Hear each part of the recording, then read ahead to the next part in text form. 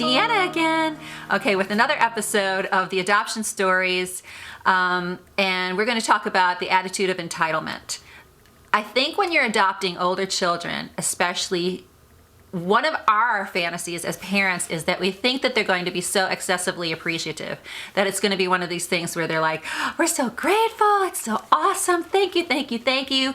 We sort of, even if we don't think that we're conscious of that, somewhere in the back of our minds, there's an expectation of the child to grasp sort of this rescue. I mean, if we're really being honest.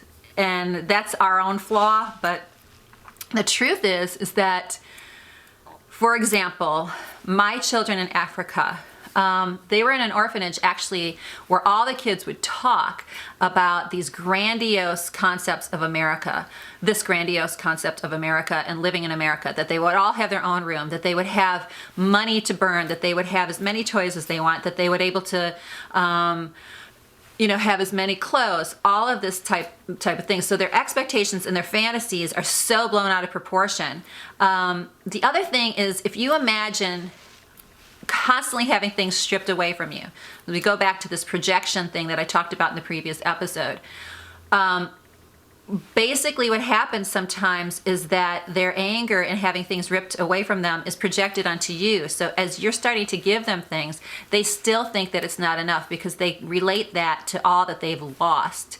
So, for example, my kids, oftentimes, like the first time I noticed this was when, and yet this is also an aspect of just children having their own personality.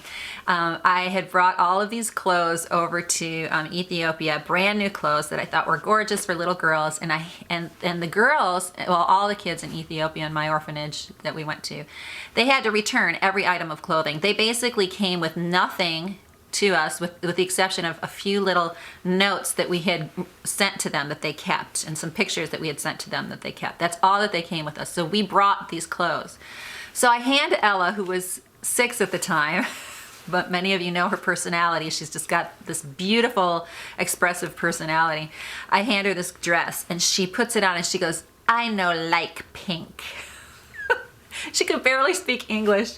She spoke English the best out of them, but she was like, "I don't like pink."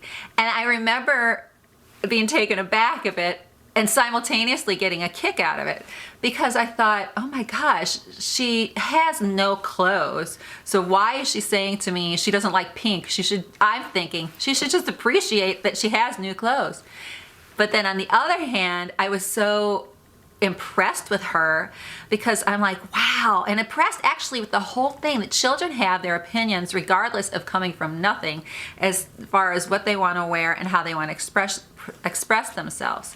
But oftentimes the concept of gratitude as an adoptive parent is something that you need to work on. Actually, we need to work on it with our birth children who are overexposed to just having so much here in America as well.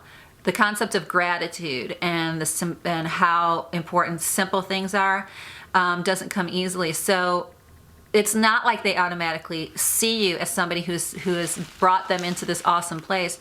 They see the loss, and they see the loss that occurred even before you came as something that you possibly could have been responsible for.